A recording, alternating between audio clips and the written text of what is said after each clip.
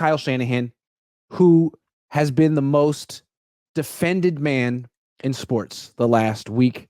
He lost the Super Bowl again. And miraculously, everyone rushed in the media to defend him. What do you make of this phenomenon? And what would you like to see the media coverage actually be with Kyle? Okay, what I think we're going to do is we're going to, in a moment, list questions that the media should ask him and questions he should answer about that Super Bowl. I don't believe they've been asked, but I want to emphasize what Iggy just said. I've covered a lot of Super Bowls. I've covered a lot of 49er teams.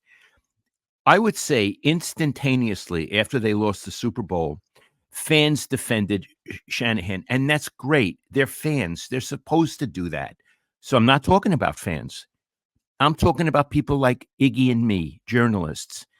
What I noticed, and if I'm wrong, please correct me, most of the local people gave reasons why we should think Shanahan did not screw up, i.e., he lost the game, but people immediately defended him. Why? Why would you defend the guy who loses? Isn't it more pertinent to ask, what could he have done better? Why did he lose, and what could he have done better? As opposed to this flock of lemmings that came and said, well, it wasn't his fault because of this. It was. Why is that germane? He lost the game. You don't get credit for losing the game. Maybe, you don't get on solitary confinement, but you don't get credit. And certainly Ira Miller, Glenn Dickey, or I would have written and asked a lot, what could he have done better? Not unfair. And it's not personal. This is business, and it's serious business because the fans take it seriously, the players and coaches do, and the media is supposed to. So let's say some things he needs to be asked. Well, real quick, before we do that, I just want to say when media people are engaged in defending Kyle, it's one step removed from the conversation. It's not really analyzing Kyle. It's analyzing the conversation about Kyle. People are being too hard on him. Don't blame him for this. Like, wait a second. You're a journalist covering this team, not the conversation about the team. Just want to point that out. I love it. Yeah. So let's get into some things. And you know what? We're not going to talk about the coin toss thing before overtime. Yeah. It's been talked to death. I think people know how Grant and I feel about it. Let's leave that aside. Let's talk about other things that Kyle has to answer for, like the third quarter. Everybody talks about, boy, this guy's a great play designer and a great play caller. There's all this motion, and you never know where it's coming from. And there's a zone blocking scheme like his dad. So how come he scored no points in the third quarter? I mean, you could point to a lot of things and say they lost the game because of this, because of that. Well, among them is the third quarter. When you're playing a really good team, it might be a good idea to score in the third quarter.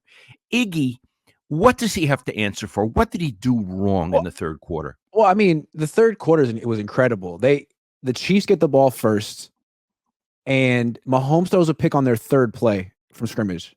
The Niners get the ball at the Chiefs' 44 and punt. That's incredible. They had the ball at the Chiefs 44, up 7. First play from the shotgun, incomplete pass. Next play, false start. Next play, incomplete pass. Next play, incomplete pass. Next play, punt. Sorry, 3rd and 15 was a scramble, excuse me. Next play, punt. So they had an opportunity to once again get a double-digit lead. They had the ball in Kansas City territory. They went backward and punted. That was the beginning of it.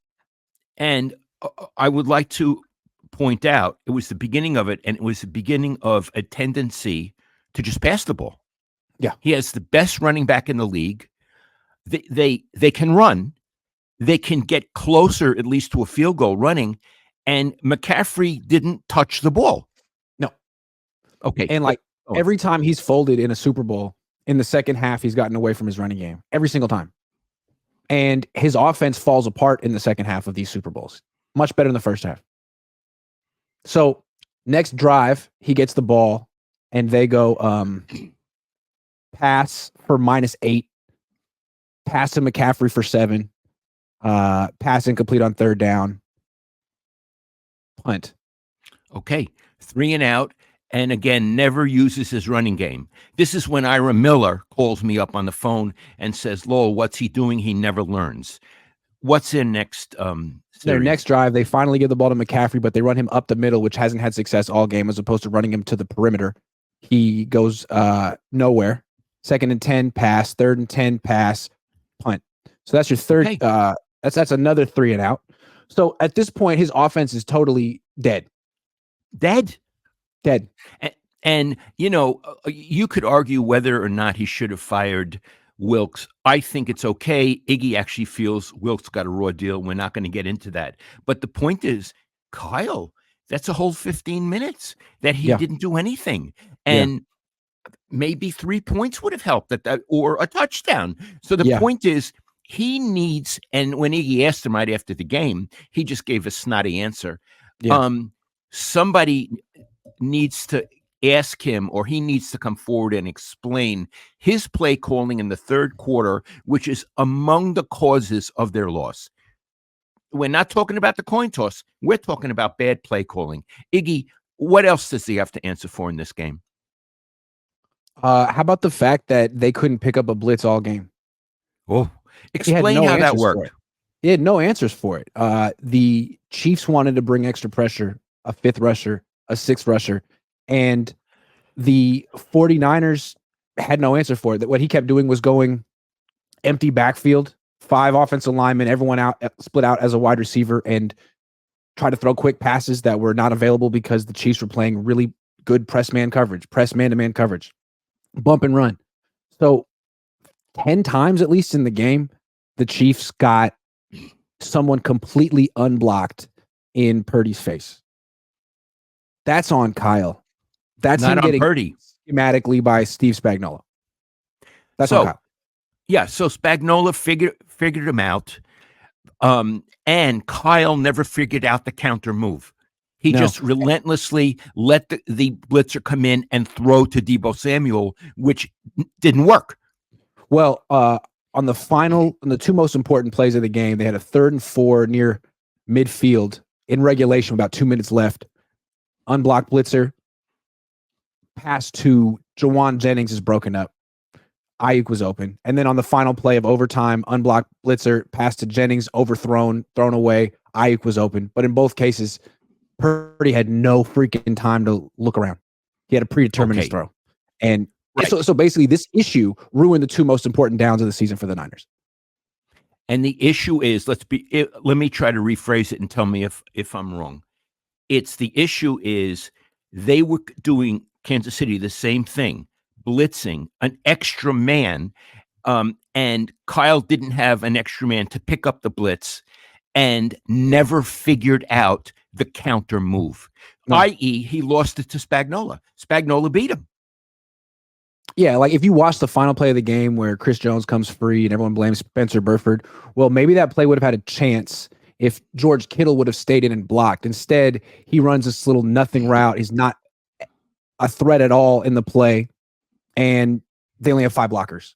So maybe if there had been a different design in the final play and George Kittle had stayed in a block, they would have been able to pick up all of the rushers, but they couldn't. Okay. So that's another one for Kyle.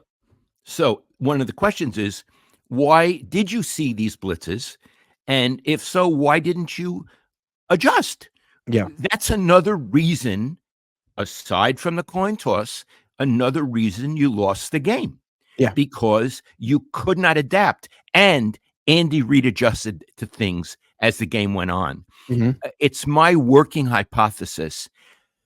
Let me try to say this clearly, that Kyle is very clever at doing his scripted plays, 25, 15, however.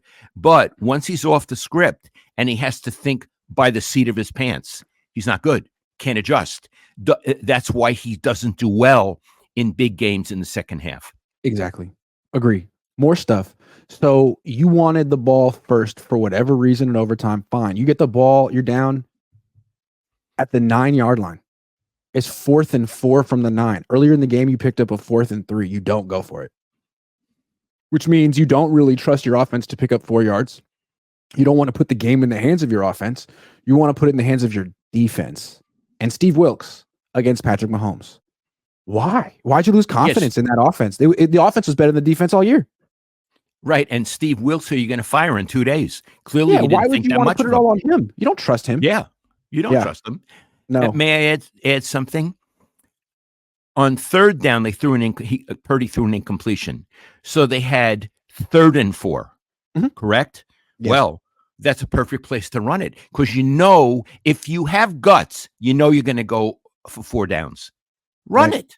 You see the blitz coming from the right. You could toss it to the left, get Christian McCaffrey running behind Trent Williams. I mean, that would be, you might get a first down like that. But you didn't do that. Yeah. Why would you not put the ball in the hands of the offensive player of the year in such a critical spot?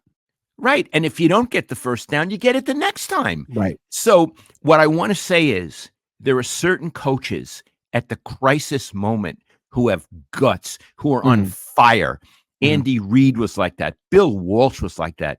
This guy, he was timid. He lost because on 3rd and 4th down, he was timid. Yeah. He didn't have the fire you want from a head coach.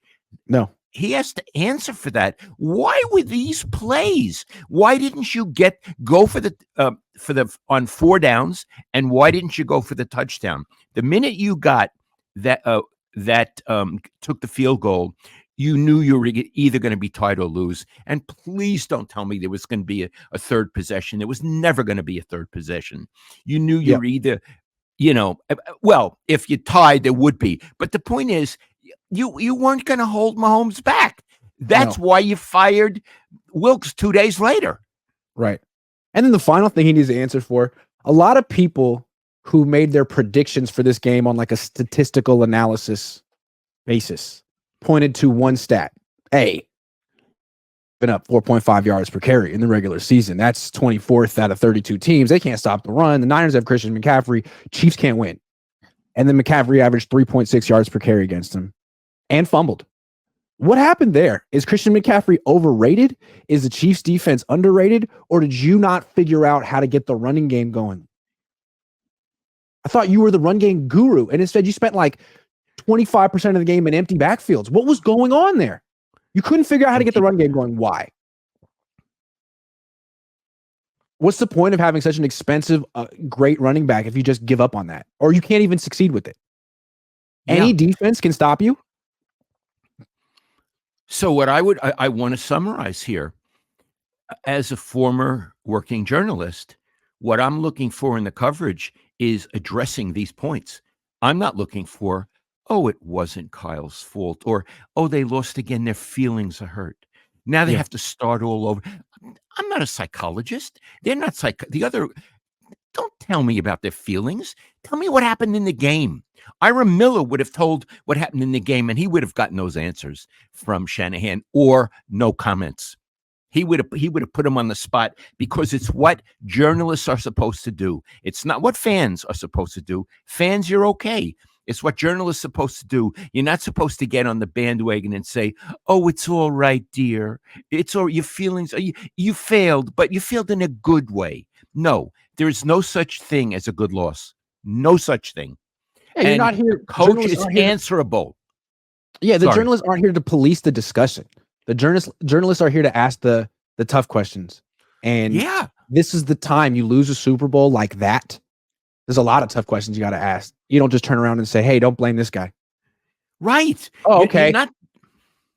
You're not there to massage the coach's feelings. You're there to ask the pertinent questions. And I didn't hear them, and nor did I see Kyle step forward like Burford did, like Purdy did after the game, and say, it's on me. I never saw the coach say that. And you know what, Iggy? I don't admire it.